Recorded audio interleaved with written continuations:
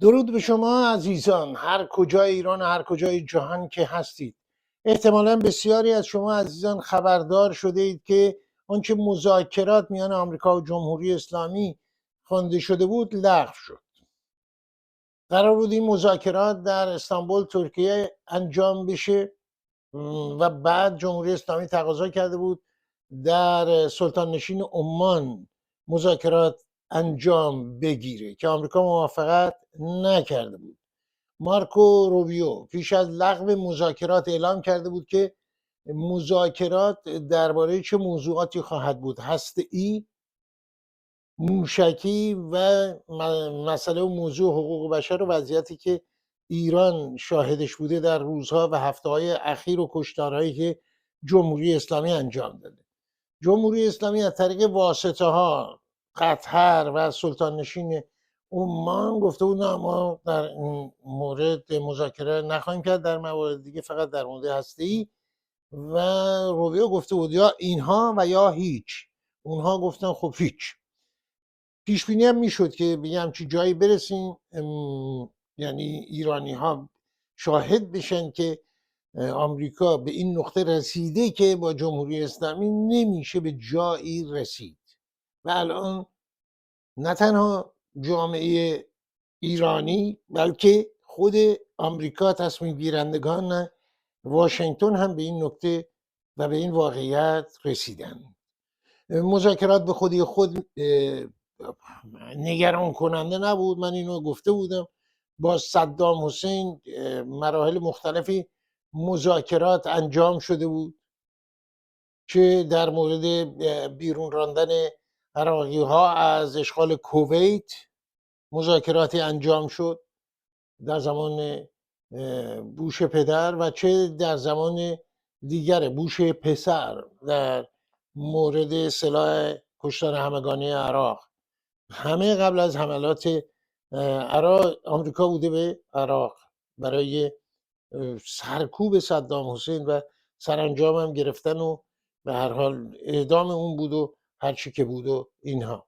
در مورد جمهوری اسلامی هم همین. من گفته بودم مطلب قبلی درباره این آنچه که مذاکرات بود، گفتم یه نوع اتمام حجت هست که ابلاغ بشه به جمهوری اسلامی این مواردی که باید رعایت کنید، نمی کنید عاقبت دیگری خواهید داشت. همونطور که پرزیدنت ترامپ هم اشاره کرده به این موضوع.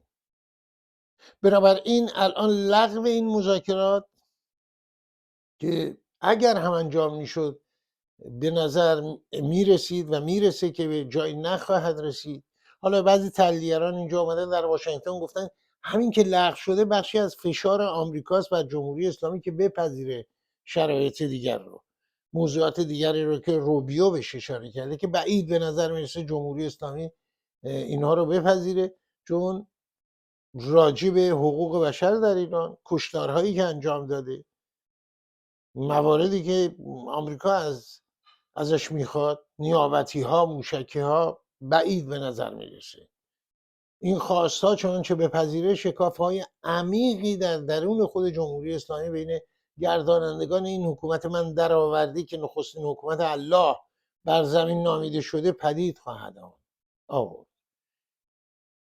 به هر حال این مذاکرات، گفتم انجام شدن و نشدنش هر دو به یک نتیجه میتونست ختم بشه. بی نتیجه بودن مذاکرات میتونست به آمریکایی که الان درش قرار داده از نظر نوع برخورد با جمهوری اسلامی برسه. یعنی به نظر میرسه در چند قدمی حمله نظامی هستیم. درها بسته شده. آخرین امیدهایی که جمهوری اسلامی داشته که بتونه زمان بخره، بازی در بیاره از طریق واسطه ها، اینها عملا دیگه کارساز نیست. به واسطه ها قطر و عمان و اینها هم اعلام کرده جمهوری اسلامی که تموم شده است. بنابراین اونچه که میمونه یعنی عملا از این بازیایی که روز گذشته در آوردن، یه پهپاد و اینا فرستادن بالای ناو آمریکایی و نه بالا همون اطراف و اینها و این ناوچه‌های که یه تیربار گذاشتن روی موتور لنچ ها، اسمش گذاشتن ناوچه جنگی. اینها هم در واقع خبر از این میداد که مقدمات همین بود که لغو مذاکرات. نتیجه کلی این که الان در مرحله هستیم که آنچه که پرزیدنت ترامپ تعهد کرده بود در حمایت از مردم ایران، در همراهی با مردم ایران انجام بده.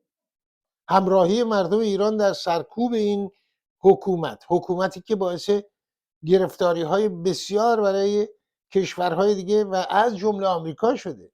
عملیات تروریستی 11 سپتامبر 2001 رو از یاد نمیبریم، جهان از یاد نخواهد بود. کشتن سربازان آمریکایی در بیروت، در خبر عربستان، انفجار سفارتخانه های آمریکایی در کشورهای آفریقایی و در لبنان و جاهای دیگه رو آمریکا از یاد نخواهد بود. همه اینها در مداراها و مماشات‌های دولت‌های پیشین نادیده گرفته شد تا به اینجا رسید. آمریکایی که رئیس جمهوری اون رسما اعلام کرده این بار به طور رسمی در کنار مردم ایران خواهد و قطعا ایرانیان نه از آمریکا خواستند که برای اونها رهبر تعیین کنه. تنها چیزی که خواستن ترامپ یا با ما یا با اونا، و اینکه با اونها نبودن بسیار روشنه، یا دست کم الان دیگه کاملا روشنه، و با مردم بودن و احترام به خواست اکثریت مردم ایران. این میبایست و باید جزء سیاست خاورمیانه‌ای آمریکا و هر کشور دیگه ای باشه. احترام به خواست اکثریت مردم ایران، و این مردم ایران هستند که اکثریت مردم ایران رهبر خود رو برای این دوران انتخاب کرده و برای آینده نیز نظام آینده رو انتخاب خواهند کرد. منتظر اقدامات بعدی خواهیم بود. در آستین رویدادها چه خواهد شد؟ بی تردید بی تردید بی تردید گام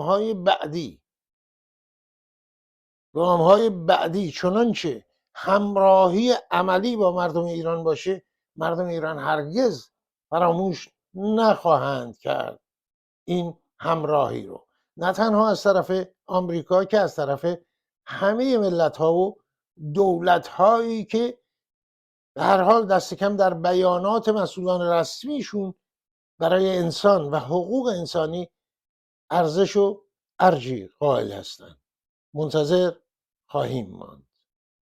آینده‌ای روشن رو برای ایران آرزو می‌کنیم که در راه است و خواهد آمد. بی تردید